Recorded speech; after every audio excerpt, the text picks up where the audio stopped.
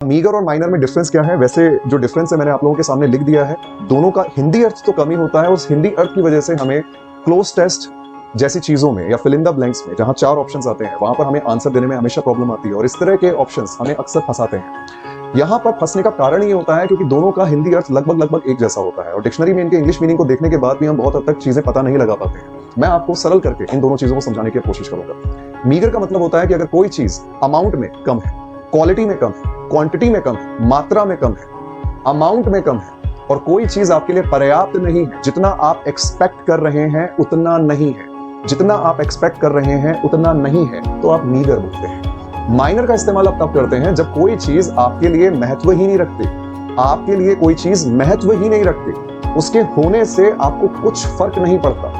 तो किसी चीज के महत्व को कम बताने के लिए आप माइनर यूज करते हैं और किसी चीज की अमाउंट, मात्रा, क्वांटिटी, क्वालिटी को कम बताने के लिए आप मीगर यूज करते हैं। तो मुझे एक छोटी सी बात बताइए, सैलरी के लिए मीगर का इस्तेमाल करेंगे या माइनर का? आप यहां पर इस्तेमाल करेंगे सैलरी के लिए मीगर का।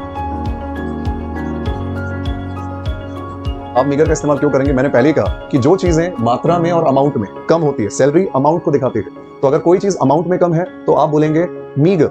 मैंने जितना एक्सपेक्ट किया था उतनी मेरी सैलरी नहीं है, इसका मतलब मेरी सैलरी कम है। हम मीगर का यूज कहां करते हैं?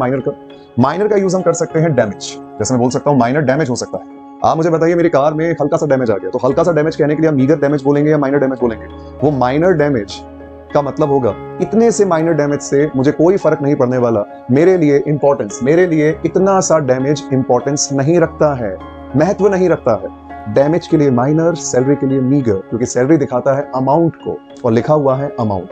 अब मैं अगला आपसे पूछता हूं, मैं किसी रेस्टोरेंट में खाना खाने गया, मैंने वहां पे चाउमीन का ऑर्डर दिया। चाउमीन मेरे पास उस क्वांटिटी में नहीं आई, उस इंपॉर्टेंस में नहीं आई। बताइए, चाउमीन मेरे पास उस क्वांटिटी में नहीं आई या उस इंपॉर्टेंस में नहीं आई? तो आप कहेंगे कि चाउमीन मेरे पास उस क्वांटिटी में नहीं आई। तो क्वांटिटी को दिखाने के लिए हम क्या यूज करते हैं? हम यूज करते हैं मीगर। इसका मतलब खाना अगर आपके पास कम आया, जितनी आप उम्मीद कर रहे थे उतना उपयुक्त खाना उतना नहीं आया, क्वांटिटी में कम आया, तो कोई भी चीज जब क्वांटिटी और अमाउंट में कम आती है तो मीगर का इस्तेमाल करते हैं, तो आप बोलेंगे मीगर फूड।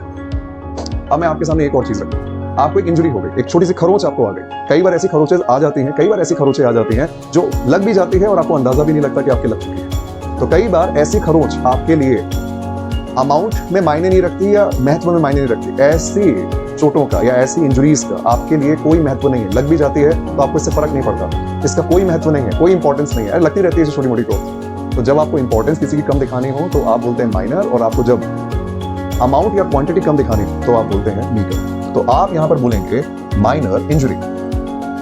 और क्या क्या बोल सकते हैं? माइनर मॉडिफिकेशन बोल सकते हैं। मैंने अपनी बाइक में हल्का फुल्का सा मॉडिफिकेशन कराया है, उसका बहुत ज्यादा इंपॉर्टेंस तो नहीं है, हल्का फुल्का। मॉडिफिकेशन के लिए आप माइनर यूज कर सकते हैं, इंजरी के लिए आप माइनर यूज कर सकते हैं, डैमेज के लिए आप माइनर यूज कर सकते हैं और एडजस्टमेंट के लिए भी आप माइनर यूज कर सकते हैं। तो ये तो बात रही मीगर एंड माइनर के बीच की डिफरेंस।